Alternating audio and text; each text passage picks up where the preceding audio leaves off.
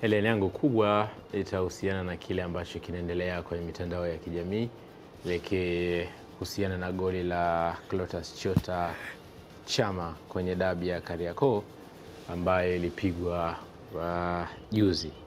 Sasa kwenye hicho ambacho tulikuwa tunakitazama hapo kwenye dabi ya Kariakoo, kwenye mitandao ya kijamii, platform mbalimbali za kitaifa na kimataifa zimechapisha hiyo picha mjongeo ama video ikionyesha namna ambavyo Chama alifunga goli. Yes, what a goal kwenye kile ambacho alikifanya, na ndio maana kama utakumbuka jana Heri hapa nilikwambia niliuliza Yanga alikosea wapi wakati anafungwa lile goli. Kwambia sidhani kama unaweza ukamhukumu kukosea moja kwa moja, lakini unaweza ukaigeuza hiyo kutazama namna ambavyo wamaliziaji walikuwa bora.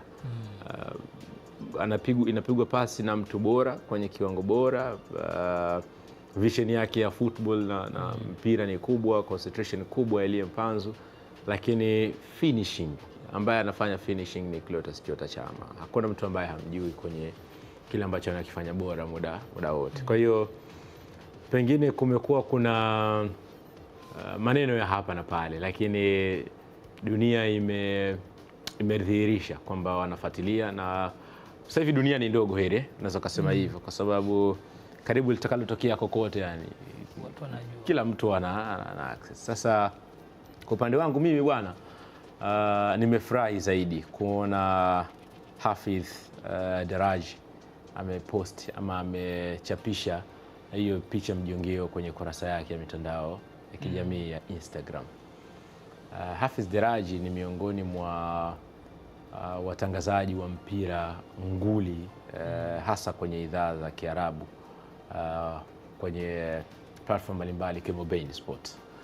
Hafidh Daraji ni yule ambaye alikuwa anazungumza ile rhythm wa Manchester kwenye ile flow yao ya Bruno Cunha Bruno Luke Shaw, sio unafahamu? Yes, kwa hiyo na yeye kwenye ukurasa wake wa mitandao ya kijamii ambayo ina wafuasi zaidi ya milioni 6 amechapisha hilo goli la Clatous Chota Chama kwenye hiyo Puskas kick ama Puskas goal. Sasa bwana, headline ni nini?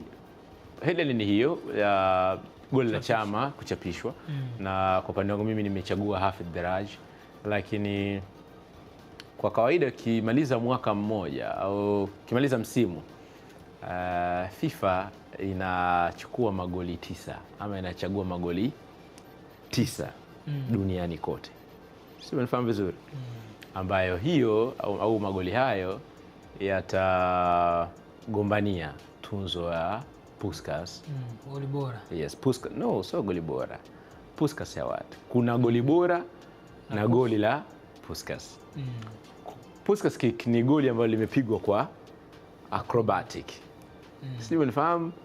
Lakini goli bora linaweza likatokea kwenye mazingira yoyote yale. Mtu amechenga hivi kupigeni mazizu ya kutosha, ikapigwa chop, ni goli bora, si ndio? Mtu amefumuka shuti kwenye mita nyingi, straight, inakuwa ni goli bora. Lakini Puskas goal ni goli maalum ambalo linakwenda kwenye zawadi ya mfungaji bora, la kwenda kwenye zawadi ya mfungaji wa goli kwenye hiyo style ya Puskas. Puskas ni mchezaji, sio unafahamu vizuri, I think nyota wa zamani FC Barcelona. Kwa hiyo si tu jina la kawaida, manake ni kama wanamuenzi kwenye kile ambacho walikuwa wanakifanya. Yes, kwa mfano kuna tuzo kina Johan Cruyff, kuna watu kina Gerd Müller ambao wana hiyo tunzo, hizo tunzo zao. Kwa hiyo na hii Puskas Award kwenye magoli 9, asante sana la kusubiri na kuona msimu unamalizika huu, sio unafahamu. Goli la Chama litaingia kwenye kinyang'anyiro cha magoli 9 bora. Okay. Kwa hiyo ni dua kwa washabiki wa Simba waendelee kuomba dua magoli yasifungwe tena zaidi ya hayo yaliyokwisha kufungwa. Acrobatic.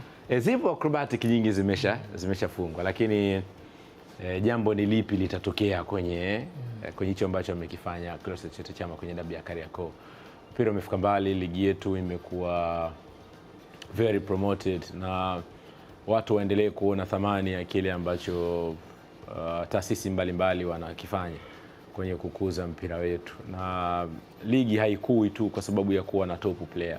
Lazima uwe na promotion kubwa, wachezaji ambao watakuwa wanacheza kwa quality kubwa, lakini uwe na media kubwa ambazo zina coverage kubwa kwa ajili ya kufanya promotion.